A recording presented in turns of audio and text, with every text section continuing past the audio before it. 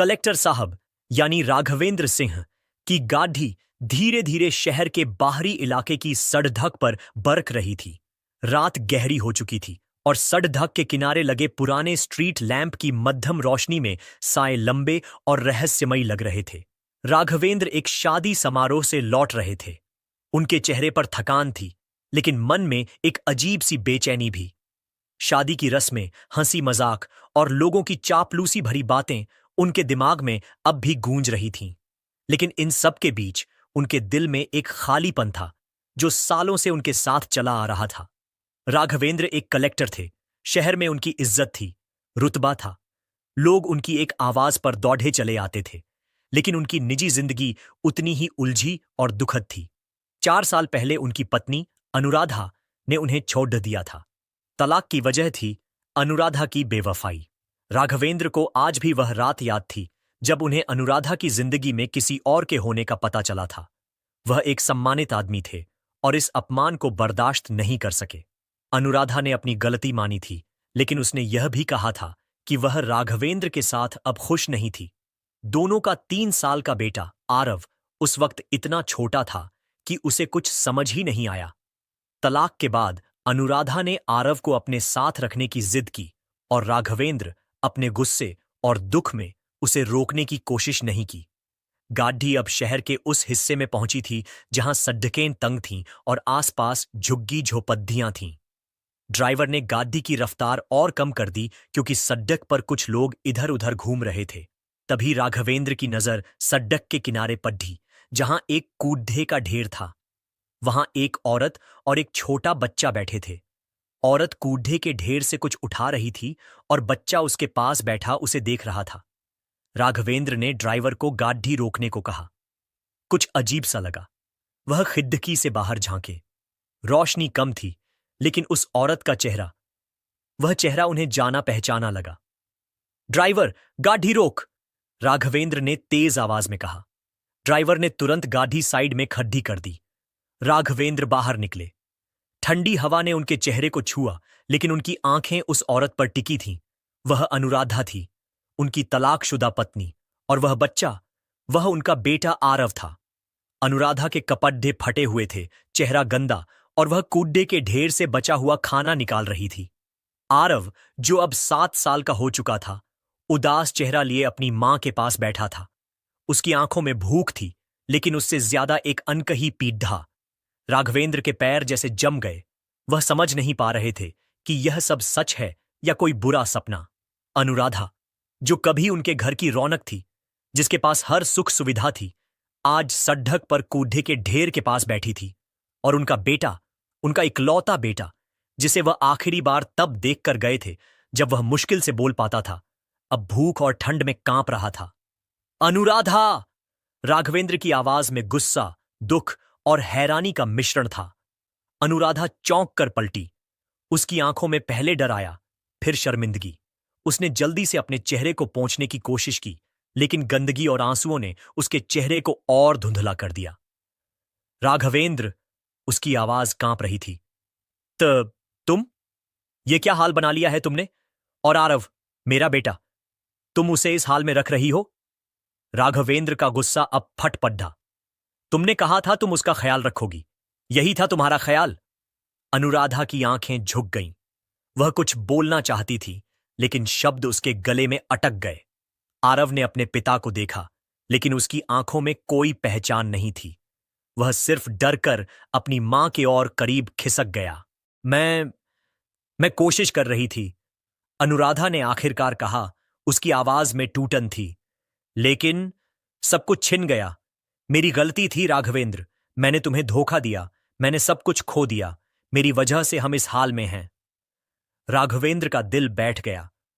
वह गुस्से में कुछ और कहना चाहता था, लेकिन आरव की मासूम आंखें उसे रोक रही थीं। वह बच्चा, जो उसका खून था, आज भूखा और लाचार था, और यह सब अनुराधा की गलतियों की वजह से हुआ था। लेकिन क्या वह सिर्फ अनुराधा को दोष दे सकता था? क्या उसने भी कहीं न कहीं कमी छोड़ दी थी? तुमने क्या किया अनुराधा? तुम्हें क्या हुआ? तुमने अपने और मेरे बेटे के साथ ये क्या कर लिया? राघवेंद्र की आवाज अब गुस्से से ज्यादा दुख में डूबी थी। अनुराधा ने सिसकते हुए बताया। तलाक के बाद वह उस शख्स के साथ चली गई थी जिसके लिए उसने राघवेंद्र को छोड़ा था, लेकिन वह आदमी उसे धोखा देकर भाग गया। उसने अनुराधा के सारे पैसे, गहने और आत्मसम्मान छीन लिया। अनुराधा के पास नौकरी नहीं थी, न कोई सहारा। धीरे धीरे वह और आरव सड्डक पर आ गए। उसने कई बार राघवेंद्र से मदद मांगने की सोची, लेकिन उसका आत्मसम्मान और शर्मिंदगी उसे रोक लेती थी। राघवेंद्र ने अपने बेटे की ओर देखा। आरव की आंखों में अब भी डर था, लेकिन कहीं न कहीं एक उम्मीद भी थी। राघवेंद्र का दिल पिघल गया। वह चाहता था कि वह अपने बेटे को गले लगा ले, उसे इस नरक से निकाल ले। लेकिन अनुराधा, उसने जो किया उसे क्या माफ किया जा सकता था? चलो मेरे साथ, राघवेंद्र ने कहा। उसकी आवाज में अब गुस्सा कम और दृढ़ता ज्यादा थी। मैं अपने बेटे को इस हाल में नहीं छोड़ सकता, और तुम्हें भी इस हाल में नहीं रहने दूंगा। लेकिन यह मेरे लिए नहीं, आरव के लिए है। अनुराधा ने सिर झुकाकर हामी भरी। वह जानती थी कि उसने जो किया उसका कोई माफी नहीं थी, लेकिन अपने बेटे के लिए वह कुछ भी करने को तैयार थी। राघवेंद्र ने आरव को गोद में उठाया। बच्चे का शरीर ठंडा था और वह कांप रहा था। राघवेंद्र ने उसे अपनी जैकेट में लपेटा और गाड़ी की ओर बढ़ा। अनुराधा चुपचाप पीछे पीछे चलने लगी। गाड़ी फिर से सड़क पर दौड़ने लगी। राघवेंद्र के मन में सवालों का तूफान था। क्या वह अनुराधा को माफ कर पाएगा? क्या वह अपने बेटे को वह जिंदगी दे पाएगा जिसका वह हकदार था? और अनुराधा, क्या वह कभी अपनी गलतियों से उबर पाएगी? रात की सन्नाटे में गाड़ी आगे बढ़ रही थी और हर किसी के मन में एक अनकहा दर्द था। गाड़ी शहर के मुख्य हिस्से की ओर बढ़ रही थी। राघवेंद्र की गोद में आरव अब शांत हो चुका था। शायद गाड़ी की गर्माहट और अपने पिता की बाहों की सुरक्षा में उसे थोड़ी राहत मिली थी, लेकिन उसकी छोटी छोटी सांसें और कांपते हुए हाथ अभी भी राघवेंद्र के दिल को चुभ रहे थे। अनुराधा पीछे की सीट पर चुपचाप बैठी थी। उसका सिर झुका हुआ था और वह अपने फटे हुए दुपट्टे को बार बार ठीक करने की कोशिश कर रही थी, जैसे वह अपनी टूटी हुई जिंदगी को समेटने की नाकाम कोशिश कर रही हो।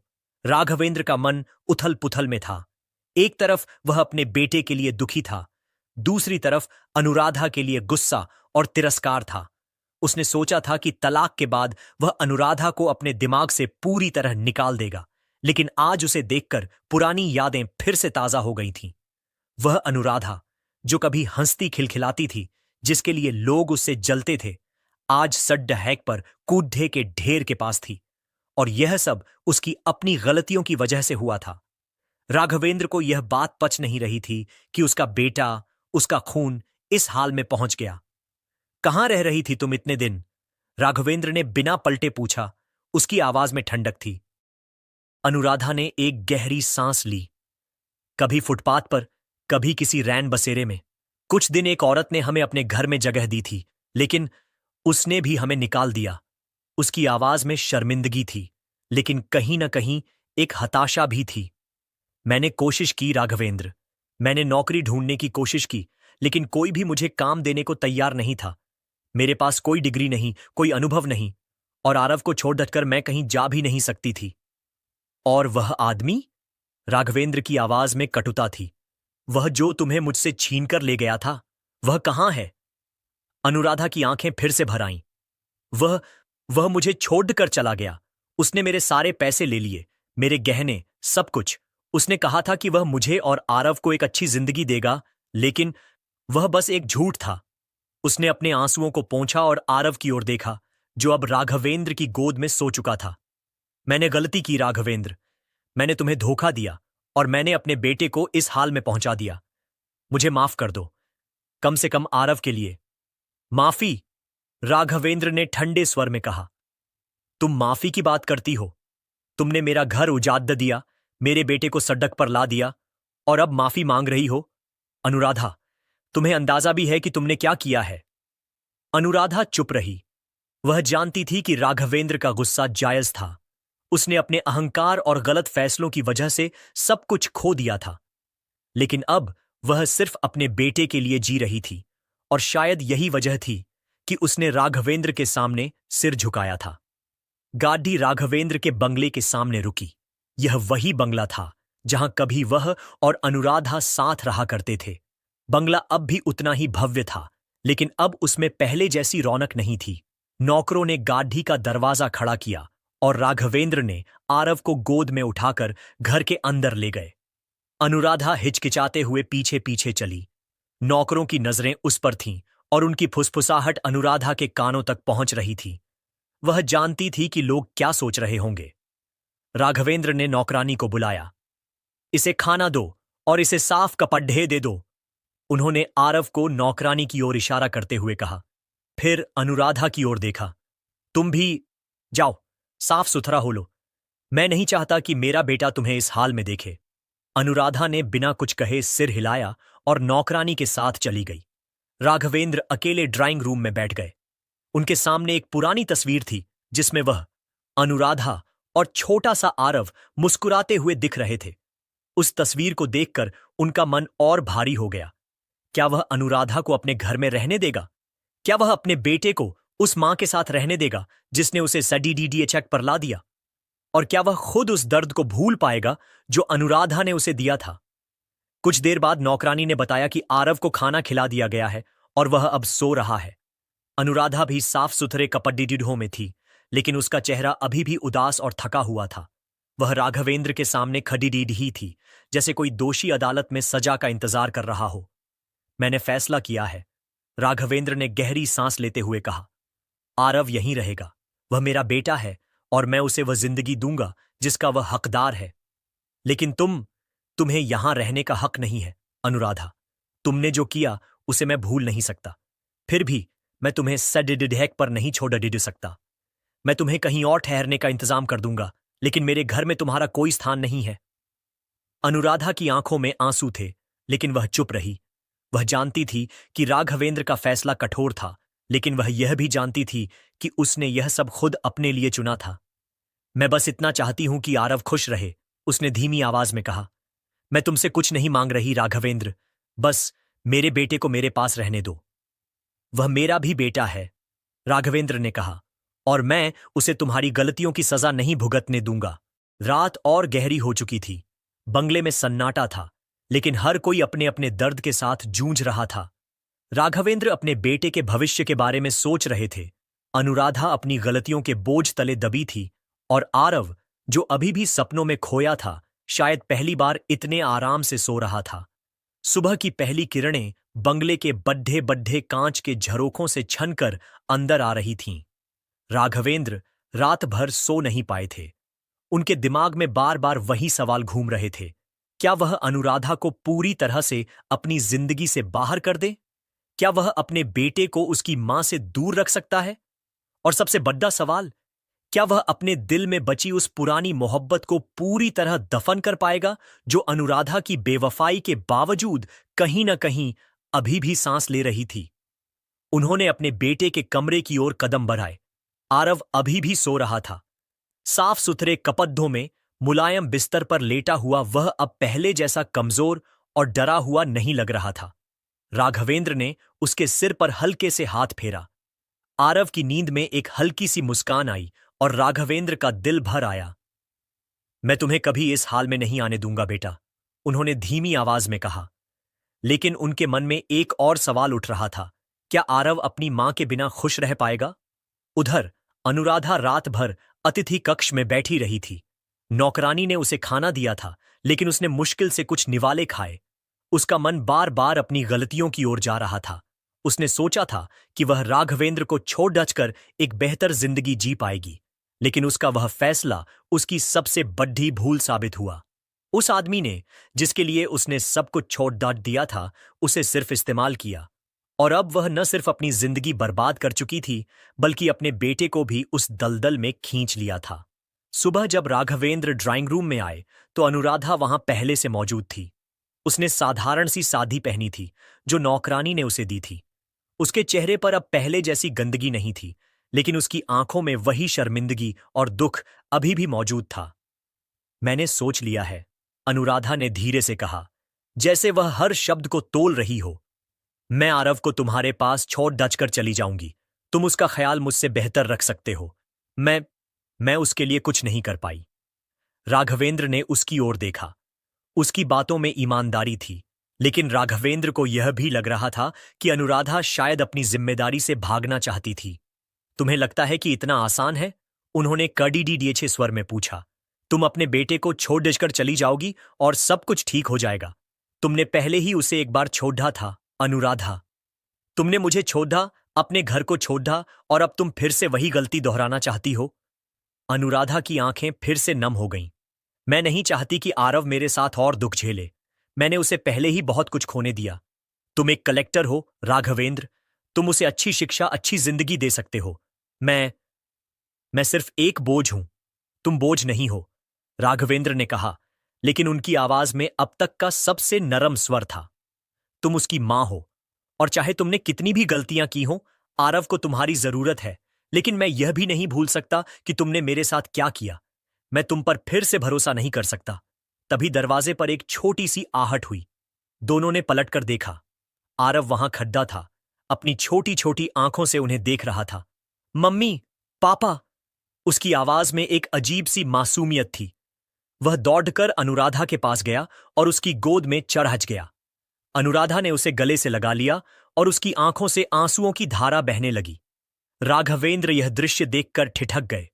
उन्हें याद आया कि कैसे आरव छोटा था, तब वह अनुराधा की गोद में ऐसे ही चढ़ जाया करता था। उस वक्त सब कुछ कितना सुंदर था, लेकिन अब सब कुछ बदल चुका था। फिर भी आरव की वह मासूमियत उनके दिल को छू गई। मैं तुम्हें एक मौका दूंगा, अनुराधा, राघवेंद्र ने आखिरकार कहा। लेकिन यह मौका तुम्हारे लिए नहीं, आरव के लिए है। तुम मेरे घर में रह सकती हो, लेकिन मेरे बेटे की परवरिश मेरे तरीके से होगी। और अगर तुमने एक बार भी मेरे भरोसे को तोड़ दा, तो मैं तुम्हें फिर से बाहर का रास्ता दिखा दूंगा। अनुराधा ने सिर हिलाया। मैं वादा करती हूं राघवेंद्र, मैं अपने बेटे के लिए कुछ भी करूंगी। मैं अपनी गलतियों को सुधारना चाहती हूं। उस दिन के बाद बंगले में एक नया माहौल बनने लगा। अनुराधा ने धीरे धीरे खुद को संभालना शुरू किया। राघवेंद्र ने उसे घर में कुछ छोटे मोटे काम दिए ताकि वह खुद को व्यस्त रख सके। आरव को एक अच्छे स्कूल में दाखिला दिलाया गया और राघवेंद्र हर शाम अपने बेटे के साथ समय बिताने लगे। लेकिन अनुराधा और राघवेंद्र के बीच की दूरी अभी भी बरकरार थी। दोनों एक ही छत के नीचे थे, लेकिन उनके बीच एक अनकही दीवार थी। कुछ हफ्तों बाद एक दिन राघवेंद्र को एक पुराना पत्र मिला।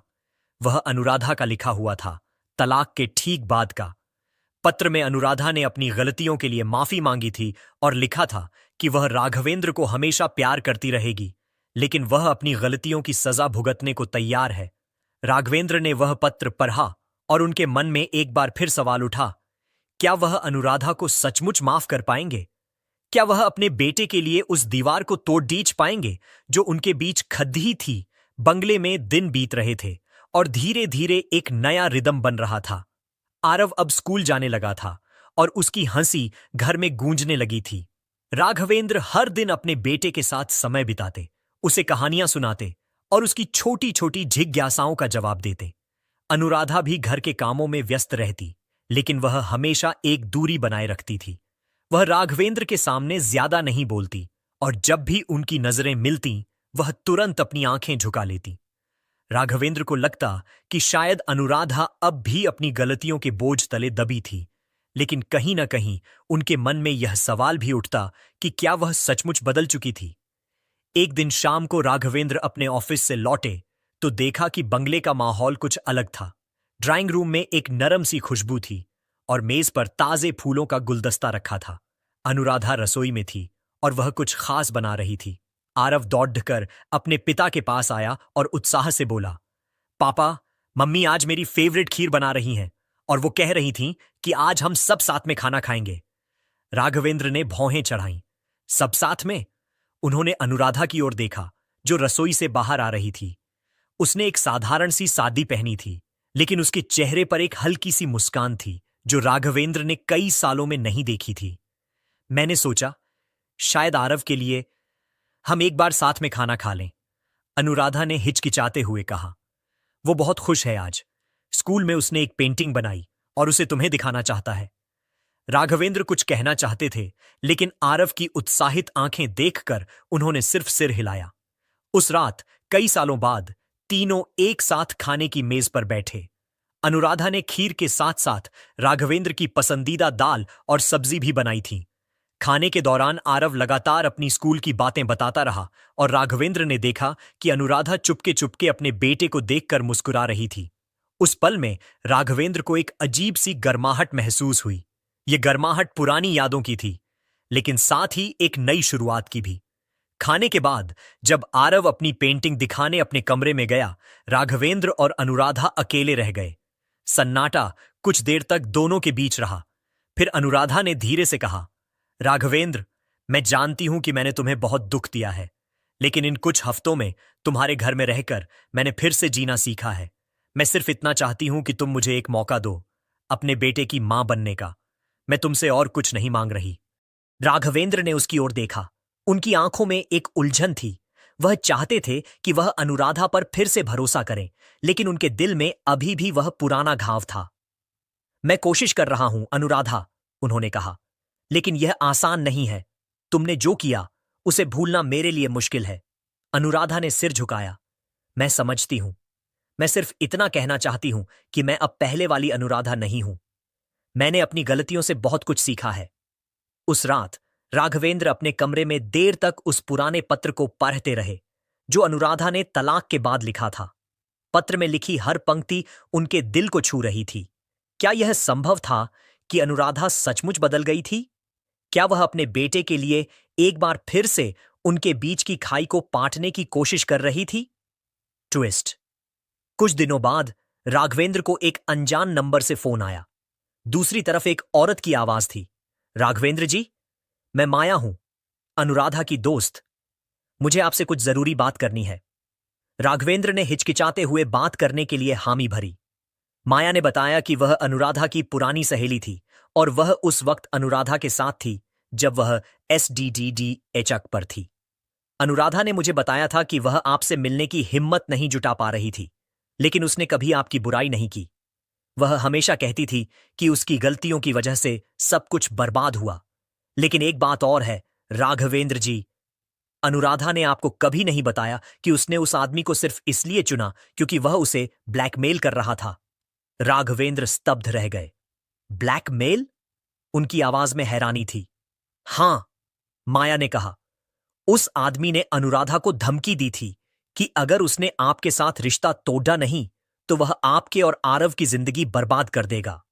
अनुराधा ने आपको बचाने के लिए वह कदम उठाया, लेकिन बाद में उसे एहसास हुआ कि वह गलत थी। उसने आपको सच बताने की कोशिश की, लेकिन तब तक बहुत देर हो चुकी थी। राघवेंद्र का दिमाग सुन्न हो गया। क्या यह सच था? क्या अनुराधा ने वाकई में उनके और आरव के लिए इतना बड़ा बलिदान दिया था, या यह सिर्फ एक और झूठ था? वह माया से और सवाल करना चाहते थे, लेकिन उसने फोन काट दिया।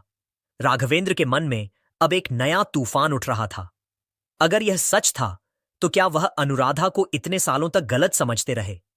और अगर यह झूठ था तो क्या अनुराधा फिर से उनके भरोसे के साथ खेल रही थी?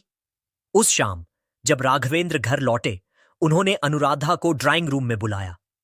माया नाम की कोई औरत थी, उन्होंने ठंडे स्वर में कहा। उसने मुझे कुछ बताया। क्या तुम मुझे सच बताना चाहोगी, अनुराधा? या फिर यह भी तुम्हारा कोई नया खेल है? अनुराधा का चेहरा सफेद पड्डी डीएच गया। वह समझ गई कि अब उसका सबसे बड़ा राज खुल चुका था। लेकिन क्या वह राघवेंद्र को सच बताने की हिम्मत जुटा पाएगी? और अगर वह सच बोल देगी तो क्या राघवेंद्र उस पर यकीन करेंगे? अनुराधा की आंखों में एक अजीब सी उलझन थी। वह राघवेंद्र की बात सुनकर सन्न रह गई थी। माया का नाम सुनते ही उसके चेहरे पर डर और शर्मिंदगी का मिश्रित भाव उभर आया। उसने अपने हाथों को बार बार मलते हुए सिर झुका लिया, जैसे वह कोई भारी बोझ अपने कंधों पर महसूस कर रही हो। राघवेंद्र ने उसकी खामोशी को देखा और उनका गुस्सा और बढ़ गया। बोलो, अनुराधा। राघवेंद्र की आवाज में अब अधीरता थी। क्या यह सच है कि तुमने मुझे उस आदमी की वजह से छोड़ा क्योंकि वह तुम्हें ब्लैकमेल कर रहा था? या यह तुम्हारा एक और झूठ है? मैं अब और छल नहीं सह सकता। अनुराधा ने एक गहरी सांस ली और धीरे धीरे सिर उठाया। उसकी आंखें आंसुओं से भरी थीं, लेकिन इस बार उनमें एक दृढ़ता भी थी। मैं तुमसे सच छिपाना नहीं चाहती थी राघवेंद्र, उसने कांपती आवाज में कहा। लेकिन मैं तुम्हें और दुख नहीं देना चाहती थी। हां, माया ने जो बताया वह सच है, लेकिन पूरी कहानी नहीं। राघवेंद्र ने भौहें सिकोड़ दीं। पूरी कहानी नहीं, इसका क्या मतलब है? अब और क्या बाकी है? अनुराधा ने एक पल के लिए रुककर अपने आंसुओं को पोंछा।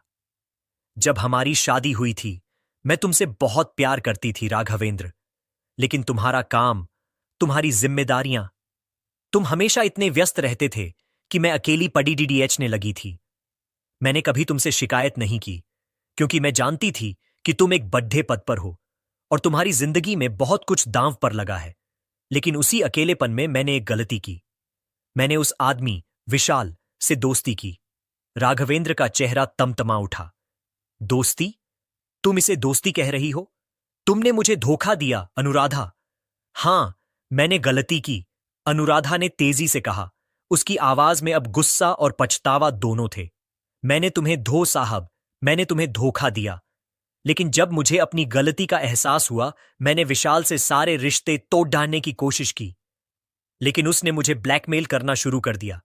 उसने कहा कि अगर मैंने तुम्हें नहीं छोड़ा तो वह तुम्हारी जिंदगी बर्बाद कर देगा।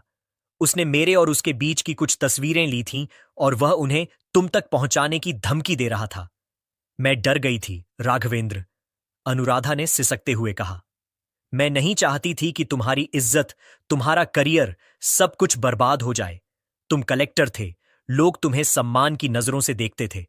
अगर विशाल ने वे तस्वीरें तुम तक पहुंचा दी होती या उन्हें सार्वजनिक कर दिया होता तो तुम्हारी जिंदगी तबाह हो जाती। मैंने सोचा कि अगर मैं तुम्हें छोड़ दे डीएच दूं तो शायद तुम और आरव सुरक्षित रहोगे। राघवेंद्र का चेहरा अब भी गुस्से से तना हुआ था, लेकिन उनकी आंखों में एक नई उलझन थी। तो तुमने मुझे छोड़ दिया सिर्फ इसलिए कि वह तुम्हें ब्लैकमेल कर रहा था? तुमने मुझसे सच क्यों नहीं बताया, अनुराधा?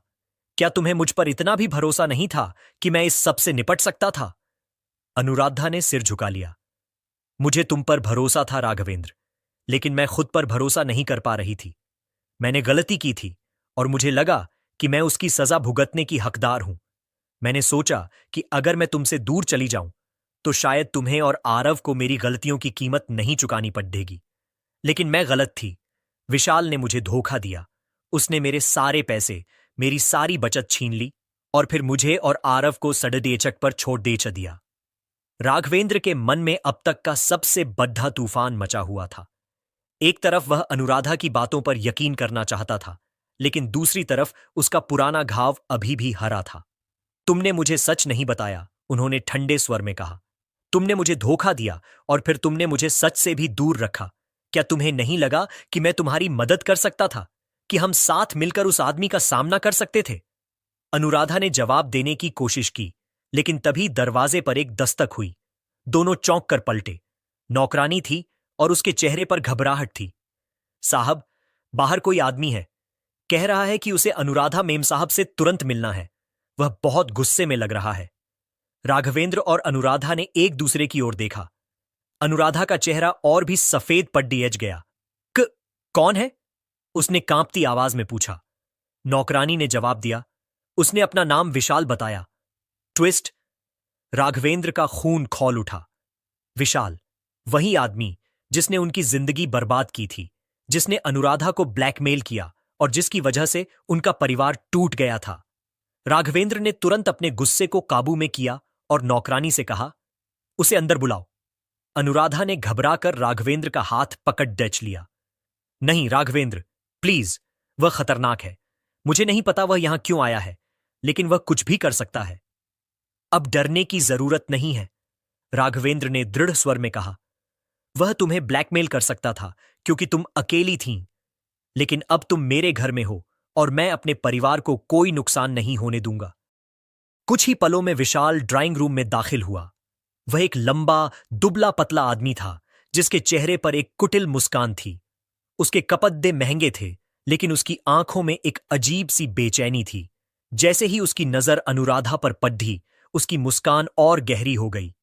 अनुराधा, कितने दिन बाद मिले, उसने बनावटी मिठास के साथ कहा। मैंने सुना कि तुम अब फिर से अपने कलेक्टर साहब के साथ रह रही हो। बद्धी जल्दी तरक्की कर ली। राघवेंद्र ने एक कदम आगे बढ़कर विशाल के सामने खड्डे हो गए।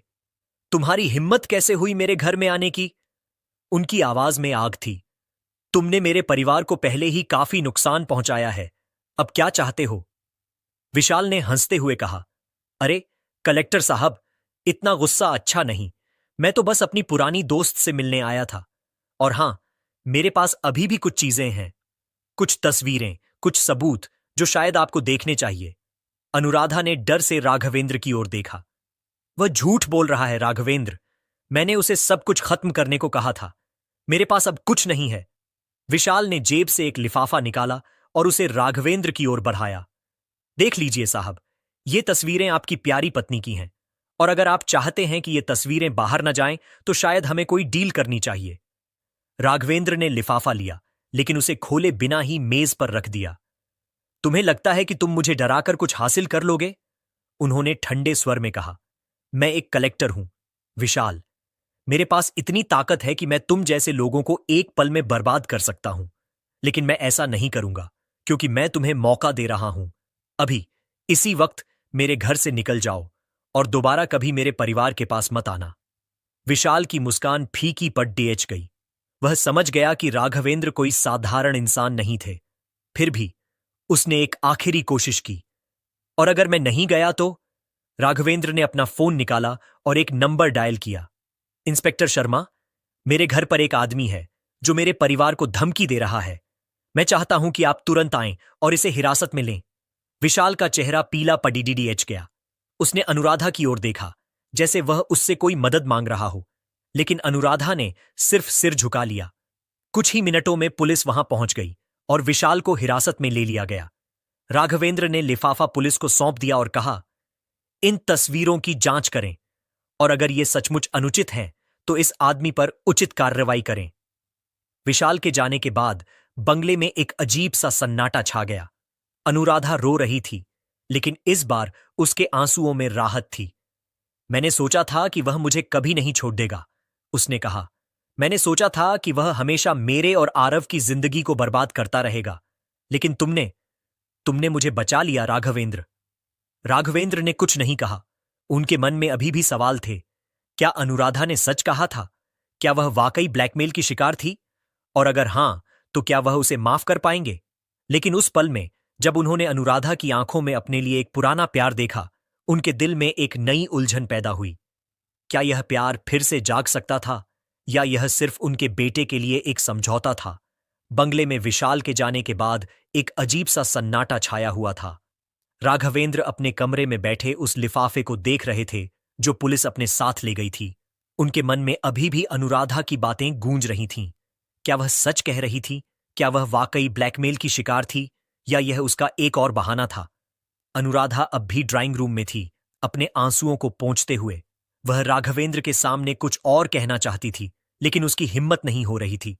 तभी बाहर गेट पर एक और आहट हुई। नौकरानी ने आकर बताया, साहब, एक औरत आई है। कह रही है कि वह आपसे और मेम साहब से मिलना चाहती है। उसका नाम रिया है। राघवेंद्र और अनुराधा ने एक दूसरे की ओर देखा। रिया? यह नाम उनके लिए नया था। कौन रिया? राघवेंद्र ने भौहें सिकोड़ते हुए पूछा। अनुराधा का चेहरा और भी पीला पडडीडीएच गया। उसने धीरे से कहा, वह मेरी छोटी बहन है।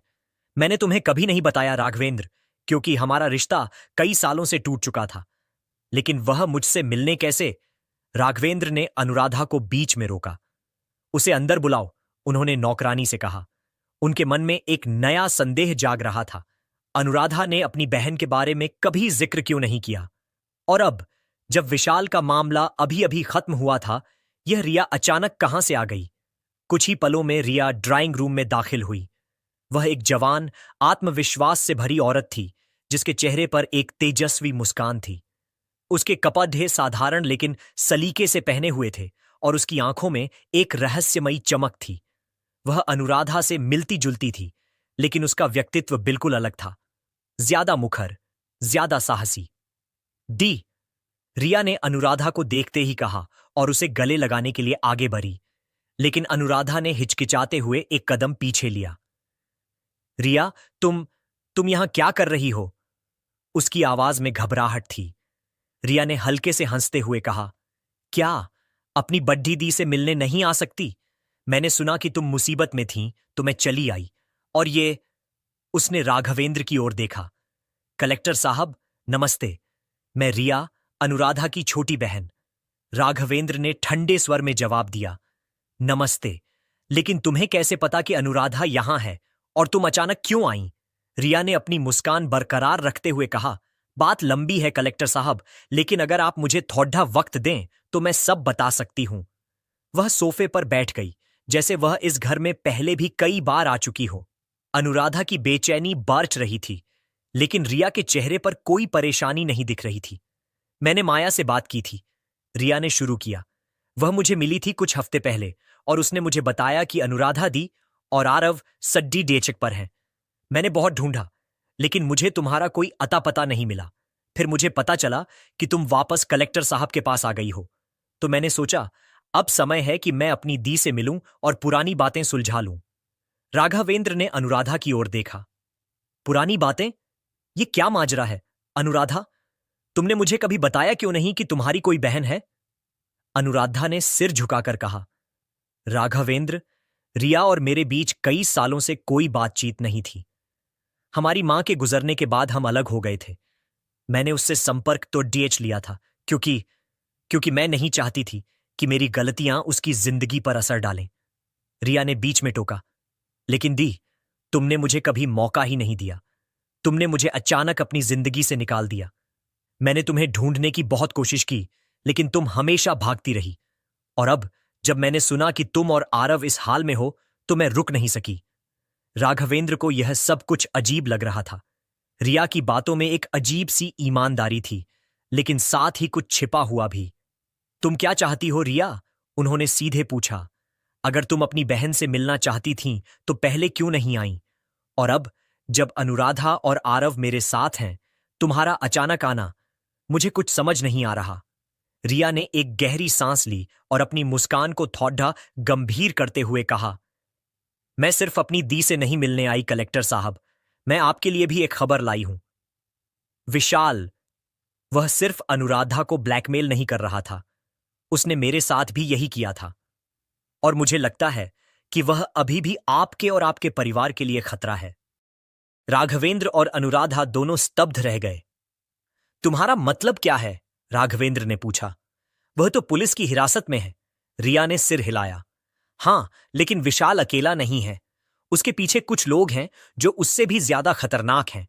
मैंने सुना है कि वह आपके खिलाफ कुछ बड़ा प्लान कर रहा था कलेक्टर साहब, और मुझे डर है कि वह अभी भी आपके परिवार को निशाना बना सकता है। अनुराधा ने घबराकर रिया का हाथ पकड़ डीएच लिया। रिया, ये सब क्या है? तुम विशाल को कैसे जानती हो? और तुम अब तक कहां थी? रिया ने अनुराधा की ओर देखा और उसकी आंखों में एक दर्द उभरा। दी, मैंने भी वही गलती की जो तुमने की थी। मैं भी विशाल के जाल में फंस गई थी, लेकिन मैंने उससे लड़ने का फैसला किया। मैंने उसकी सारी हरकतों का सबूत इकट्ठा किया है, और मैं चाहती हूं कि हम साथ मिलकर उसे और उसके साथियों को बेनकाब करें।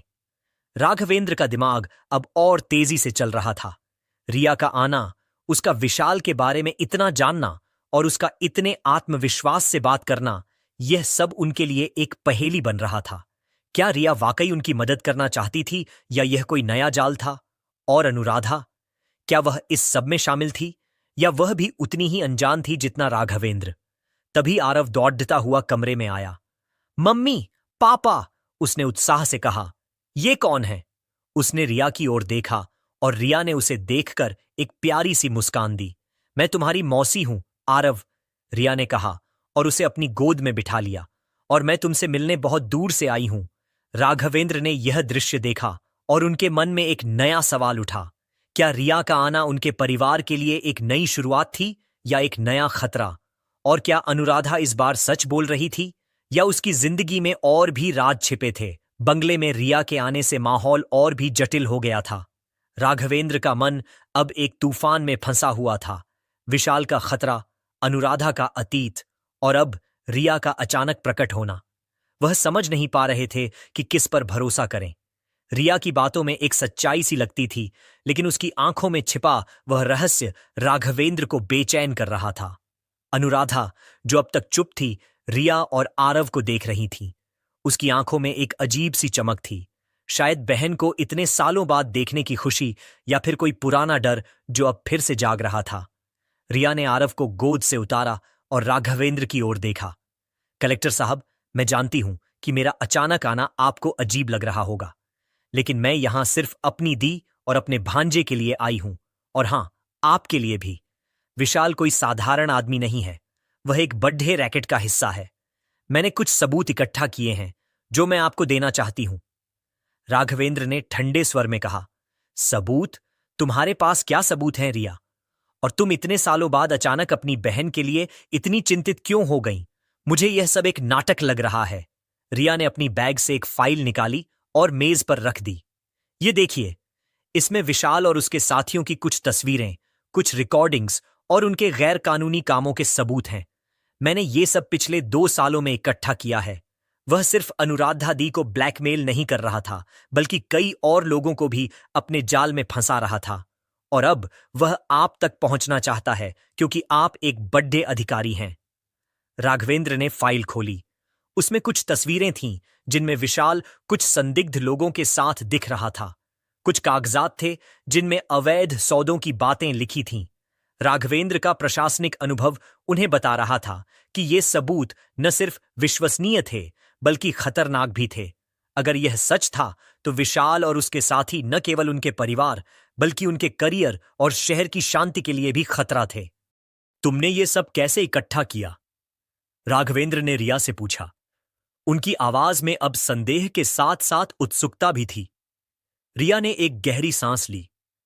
मैं एक पत्रकार हूं कलेक्टर साहब।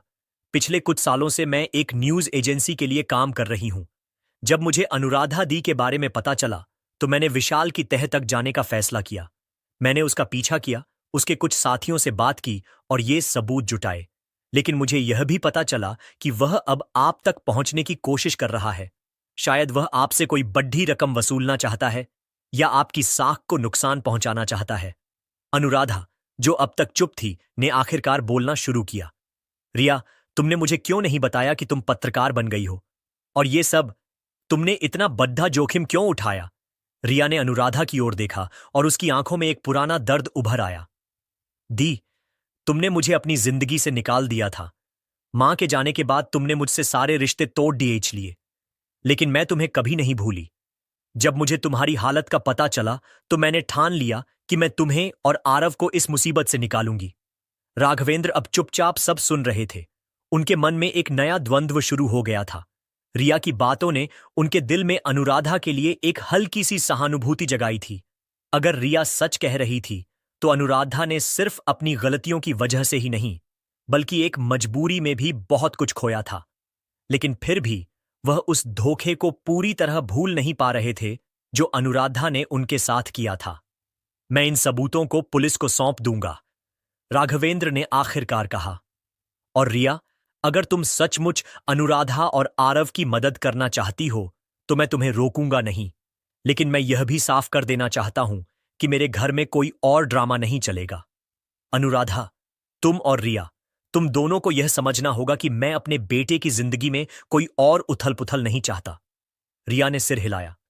मैं समझती हूं कलेक्टर साहब, मैं सिर्फ इतना चाहती हूं कि मेरी दी और मेरा भांजा सुरक्षित रहे। मैं आपका साथ दूंगी विशाल और उसके साथियों को सजा दिलाने में। अनुराधा ने रिया का हाथ पकड़ डीडीएच लिया। रिया, मुझे माफ कर दे। मैंने तुम्हें बहुत दुख दिया, लेकिन अब मैं तुम्हें फिर से खोना नहीं चाहती। उस रात बंगले में एक नया माहौल बन रहा था। रिया ने अनुराधा के साथ कुछ देर तक बात की और दोनों बहनों के बीच सालों पुरानी दूरियां धीरे धीरे कम होने लगीं।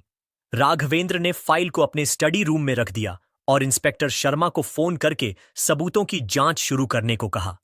लेकिन उनके मन में अभी भी एक सवाल था। क्या वह अनुराधा को फिर से अपने दिल में जगह दे पाएंगे? और रिया, क्या वह वाकई सिर्फ अपनी बहन की मदद के लिए आई थी या उसके पीछे कोई और मकसद था? अगले कुछ दिन शांतिपूर्ण बीते। रिया बंगले में ही रुक गई और उसने आरव के साथ समय बिताना शुरू किया। आरव को अपनी मौसी बहुत पसंद आने लगी थी। वह उससे कहानियां सुनता, उसके साथ खेलता और रिया की मौजूदगी में उसकी हंसी पहले से ज्यादा गूंजने लगी थी। अनुराधा भी धीरे धीरे अपने आत्मविश्वास को वापस पा रही थी उसने राघवेंद्र से कहा कि वह एक छोटी मोटी नौकरी करना चाहती थी ताकि वह अपनी और आरव की जिंदगी को फिर से संवार सके। राघवेंद्र ने उसकी इस इच्छा का सम्मान किया और अपने कुछ संपर्कों के जरिए उसे एक स्थानीय स्कूल में लाइब्रेरियन की नौकरी दिलाने का इंतजाम किया। लेकिन राघवेंद्र का मन अभी भी पूरी तरह शांत नहीं था। रिया की फाइल में मौजूद सबूतों की जांच शुरू हो चुकी थी और पुलिस ने पुष्टि की कि विशाल वाकई एक बड़े आपराधिक गिरोह का हिस्सा था। लेकिन एक दिन इंस्पेक्टर शर्मा ने राघवेंद्र को फोन किया और एक नई जानकारी दी। साहब, हमें कुछ और सबूत मिले हैं। ऐसा लगता है कि रिया भी विशाल के साथ कुछ समय तक जुद्दी हुई थी। वह कह रही है कि उसने सिर्फ सबूत इकट्ठा करने के लिए ऐसा किया, लेकिन हमें कुछ और जांच करनी होगी। यह सुनकर राघवेंद्र का दिल फिर से बैठ गया। क्या रिया भी इस जाल का हिस्सा थी? क्या वह अनुराधा की तरह ही कोई और राज छिपा रही थी? वह उस रात रिया से बात करने के लिए ड्राइंग रूम में गए, जहां रिया और अनुराधा आरव के साथ बैठकर उसकी स्कूल की ड्राइंग्स देख रही थीं। राघवेंद्र ने रिया को एक तरफ बुलाया और सीधे पूछा, रिया, तुमने मुझे और अनुराधा को विशाल के बारे में सब कुछ नहीं बताया, है ना? पुलिस को कुछ और सबूत मिले हैं। तुम विशाल के साथ थीं। सच बताओ, तुम यहां क्यों आई हो? रिया का चेहरा गंभीर हो गया। वह कुछ पल चुप रही, फिर बोली, कलेक्टर साहब, मैंने जो किया वह सिर्फ अनुराधा दी और आरव को बचाने के लिए किया। हां, मैं कुछ समय तक विशाल के साथ थी, लेकिन सिर्फ इसलिए कि मैं उसके गलत कामों को बेनकाब करना चाहती थी। मैं एक पत्रकार हूं और यह मेरा काम है, लेकिन मैं आपको वादा करती हूं, मेरा कोई और मकसद नहीं है। राघवेंद्र ने उसकी आंखों में देखा। वह सच जानना चाहते थे, लेकिन उनके दिल में अब भी एक डर था। क्या वह एक बार फिर धोखा खाने जा रहे थे? और अनुराधा, जो अब धीरे धीरे अपनी जिंदगी को संभाल रही थी, क्या वह इस नए सच को बर्दाश्त कर पाएगी? बंगले में एक नया तनाव पनप रहा था, लेकिन साथ ही एक उम्मीद भी थी। शायद यह परिवार इतने दुखों और गलतियों के बाद एक नई शुरुआत की ओर बढ़ रहा था। राघवेंद्र के सवाल ने ड्राइंग रूम में एक भारी सन्नाटा छा ढा दिया। रिया की आंखों में एक पल के लिए घबराहट उभरी, लेकिन उसने जल्दी ही खुद को संभाला। अनुराधा, जो अब तक चुपचाप अपनी बहन और राघवेंद्र की बातें सुन रही थी, ने धीरे से रिया का हाथ थाम लिया। रिया, अगर तुमने कुछ छिपाया है तो अब सच बोल दे, उसने कहा। उसकी आवाज में एक मिन्नत थी। हमने पहले ही बहुत कुछ खोया है, अब और झूठ नहीं। रिया ने एक गहरी सांस ली और राघवेंद्र की ओर देखा। कलेक्टर साहब, मैंने आपको सच बताया था कि मैं विशाल के गलत कामों को बेनकाब करना चाहती थी, लेकिन हां, मैंने एक बात छिपाई। मैं विशाल के साथ इसलिए थी क्योंकि मुझे लगा कि यह अनुराधा दी को बचाने का एकमात्र रास्ता था। मैंने उसका भरोसा जीता, उसके गिरोह के बारे में जानकारी इकट्ठा की और फिर पुलिस को सब कुछ सौंप दिया। लेकिन इस प्रक्रिया में मैंने कुछ गलतियां भी की। मैंने सोचा था कि मैं अकेले ही सब संभाल लूंगी, लेकिन मुझे नहीं पता था कि इससे दी और आपकी जिंदगी पर और असर पड़ेगा। राघवेंद्र ने रिया की बातों को ध्यान से सुना। उनके मन में अब तक का सबसे बड़ा सवाल यह था कि क्या वह रिया पर भरोसा कर सकते हैं। लेकिन जब उन्होंने अनुराधा की ओर देखा, जो अपनी बहन का हाथ थामे हुए थी, तो उन्हें एहसास हुआ कि शायद अब समय आ गया था कि वह पुराने घावों को भरने दें। रिया, उन्होंने धीरे से कहा, अगर तुम सच कह रही हो तो मैं तुम्हें एक मौका दूंगा, लेकिन यह आखिरी मौका है। मेरे बेटे की जिंदगी मेरे लिए सबसे अहम है और मैं उसे किसी भी खतरे में नहीं डाल सकता। रिया ने सिर हिलाया। मैं समझती हूं कलेक्टर साहब, मैं वादा करती हूं कि अब कोई और राज्य नहीं होगा। अगले कुछ हफ्तों में राघवेंद्र ने रिया के सबूतों को पुलिस के साथ मिलकर और गहराई से जांचा। विशाल और उसके गिरोह के खिलाफ एक बड़ा ऑपरेशन शुरू हुआ। रिया की मदद से पुलिस ने कई बड़े अपराधियों को गिरफ्तार किया और विशाल को लंबी सजा सुनाई गई। इस प्रक्रिया में रिया ने अपनी पत्रकारिता की ताकत का इस्तेमाल करके एक बड़ी खबर प्रकाशित की, जिसने न केवल विशाल के गिरोह को बेनकाब किया, बल्कि राघवेंद्र की साख को और मजबूत किया। शहर में लोग अब राघवेंद्र की तारीफ करने लगे कि उन्होंने न केवल अपने परिवार को बचाया, बल्कि शहर को एक बड़े खतरे से भी मुक्त कराया। इस बीच अनुराधा ने अपनी नई नौकरी में पूरी मेहनत शुरू कर दी। स्कूल में लाइब्रेरियन के तौर पर वह बच्चों को किताबें पढ़ने के लिए प्रेरित करती और धीरे धीरे उसका आत्मविश्वास लौटने लगा। रिया भी बंगले में कुछ और समय रुकी और उसने अनुराधा के साथ अपने पुराने रिश्ते को फिर से जोड़ने की कोशिश की। दोनों बहनें रातों को देर तक बातें करतीं, पुरानी यादें ताजा करतीं और एक दूसरे को माफ करने की कोशिश करतीं। राघव, जो अब तक अनुराधा से दूरी बनाए हुए थे, धीरे धीरे उसके प्रति अपनी सोच बदलने लगे। एक शाम जब वह आरव को स्कूल से लाने गए तो उन्होंने देखा कि अनुराधा बच्चों के साथ कितने प्यार से पेश आ रही थी। उसकी मुस्कान में वही पुरानी चमक थी जो कभी राघवेंद्र को उससे प्यार करने की वजह बनी थी। उस रात जब आरव सो गया, राघवेंद्र ने अनुराधा को ड्राइंग रूम में बुलाया। अनुराधा, उन्होंने धीरे से कहा, मैंने बहुत सोचा। तुमने गलतियां की और मैंने भी शायद तुम्हें समझने में कमी छोड़ दी। मैं तुम्हें पूरी तरह माफ तो शायद अभी भी न कर पाऊं, लेकिन मैं यह भी नहीं चाहता कि हमारा बेटा अपनी मां के बिना बद्धा हो। मैं चाहता हूं कि हम आरव के लिए एक नई शुरुआत करें। शायद शायद समय के साथ हम फिर से एक परिवार बन सकें। अनुराधा की आंखें आंसुओं से भर गईं। राघवेंद्र, मैं तुमसे सिर्फ इतना चाहती थी, एक मौका। मैं वादा करती हूं, मैं फिर कभी तुम्हारा भरोसा नहीं तोड़ूंगी। रिया, जो अब तक चुपचाप यह सब सुन रही थी, ने हल्के से मुस्कुराते हुए कहा, कलेक्टर साहब, दी, मुझे लगता है अब मुझे जाना चाहिए। मेरा काम पूरा हो गया, लेकिन मैं फिर आऊंगी अपने भांजे से मिलने। राघवेंद्र ने रिया की ओर देखा और कहा, रिया, तुमने हमारे लिए बहुत कुछ किया। तुम जब चाहो इस घर में वापस आ सकती हो। यह तुम्हारा भी घर है। कुछ महीनों बाद बंगला फिर से हंसी खुशी से गूंजने लगा। आरव अब स्कूल में अच्छा प्रदर्शन कर रहा था और अनुराधा ने न केवल अपनी नौकरी में तरक्की की, बल्कि अपने आत्मसम्मान को भी वापस पाया। राघवेंद्र और अनुराधा के बीच की दूरी धीरे धीरे कम हो रही थी।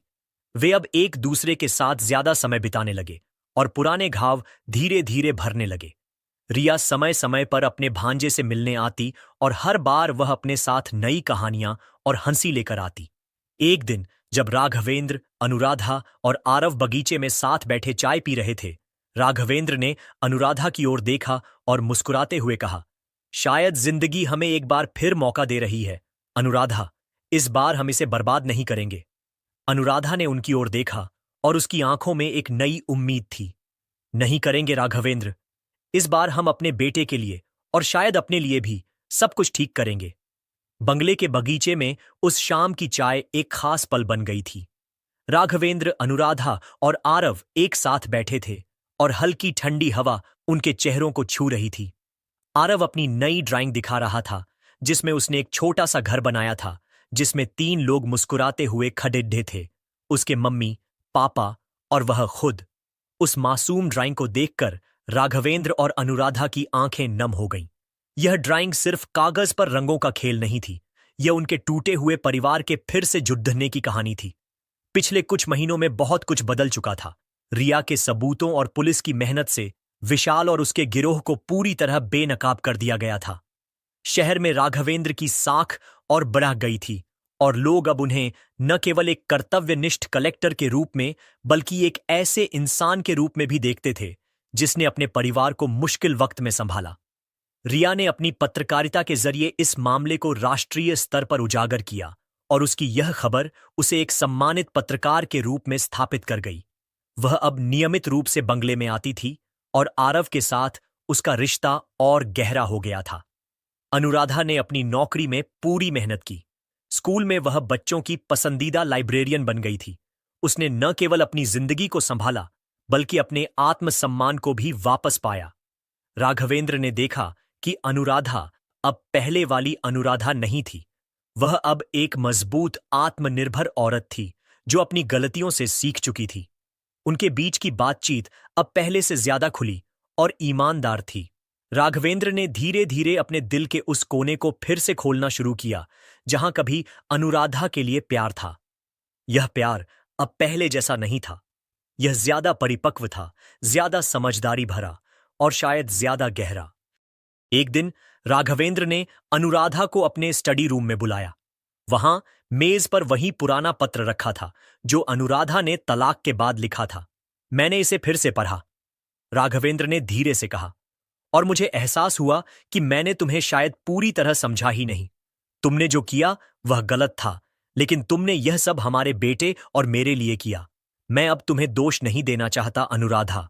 मैं चाहता हूं कि हम एक नई शुरुआत करें, न सिर्फ आरव के लिए बल्कि हमारे लिए भी। अनुराधा की आंखों में आंसुओं के साथ एक मुस्कान थी।